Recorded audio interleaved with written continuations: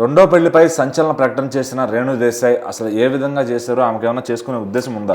రేణు దేశాయ్ గారు యాక్చువల్గానే డైలీ కూడా తను సోషల్ మీడియాలో చాలా యాక్టివ్గా ఉంటారు. ఎందుకంటే మూగజీవాల పట్ల కావచ్చు, కొన్ని సమాజంలో జరిగే కొన్ని అసాంఘిక చర్యల పట్ల కావచ్చు, ఎప్పటికప్పుడు రియాక్ట్ అవుతూ ఉంటారు.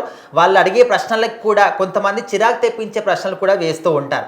ముఖ్యంగా ఇలాంటి క్రమంలోనే చాలామంది పవన్ కళ్యాణ్ గారి ఫ్యాన్స్ అందరూ కూడా రేణు దేశాయ్ గారికి ఏ విధంగా కామెంట్లు పెడుతూ ఉంటారంటే, మా అన్నగారిని వదిలేసి తప్పు చేశారు, మీరు మళ్ళీ కలిస్తే బాగుంటుంది, ఇట్లా రకరకాలుగా అంటూ ఉంటారు. సో ఈ విధంగా ఎవరైతే కామెంట్లు చేస్తూ ఉంటారో వాళ్లకు తనదైన శైలిలో కూడా రేణు దేశాయ్ గారు మంచి రిప్లై ఇస్తూ ఉంటారు. అండ్ ఇక్కడ మీరు గుర్తుపెట్టుకోవాల్సిన విషయం ఏంటంటే, ఇక్కడ నా నుంచి విడిపోయింది మీ అన్ననే, నేను కాదు అనే విధంగా తను ఎప్పటికప్పుడు చెప్తూనే ఉంటుంది. అయినా కూడా పవర్ స్టార్ పవన్ కళ్యాణ్ గారి ఫ్యాన్స్ అందరూ కూడా ఎప్పటికప్పుడు అదే రీతిలో మళ్ళీ కామెంట్లు పెడుతూనే ఉంటారు. ఇది సర్వసాధారణంగా చూస్తూనే ఉంటాం.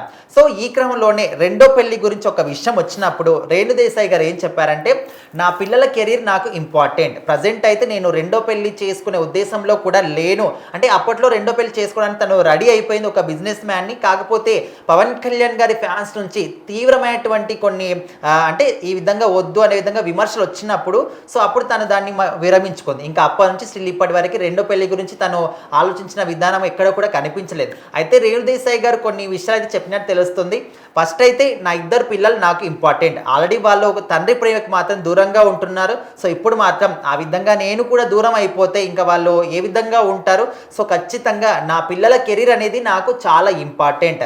వాళ్ళిద్దరూ వాళ్ళ లైఫ్లో ఫుల్ సెటిల్డ్ అయిపోయిన తర్వాత అప్పుడు నేను నా పెళ్లి గురించి, నా కొత్త లైఫ్ గురించి ఆలోచిస్తాను.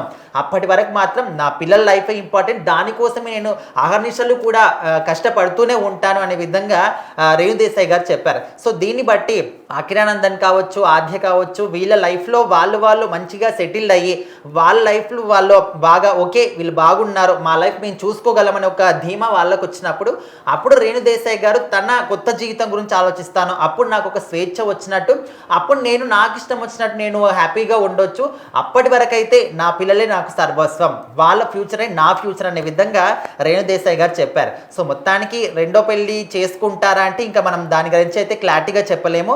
అది కంప్లీట్గా వాళ్ళ పర్సనల్కి సంబంధించింది. వాళ్ళు చేసుకుంటారా చేసుకోరనే విషయం పక్కన పెడితే, సో పబ్లిక్గా ఆద్య అఖిరానందన్ మనము ఈ మధ్యకాలంలో సోషల్ మీడియాలో ఎక్కువగా చూస్తున్నాం కాబట్టి ఇంకా వాళ్ళ లైఫ్ గురించి నేను కష్టపడతానని అక్కడ రేణు దేశాయ్ గారు అయితే స్వయంగా చెప్పారు.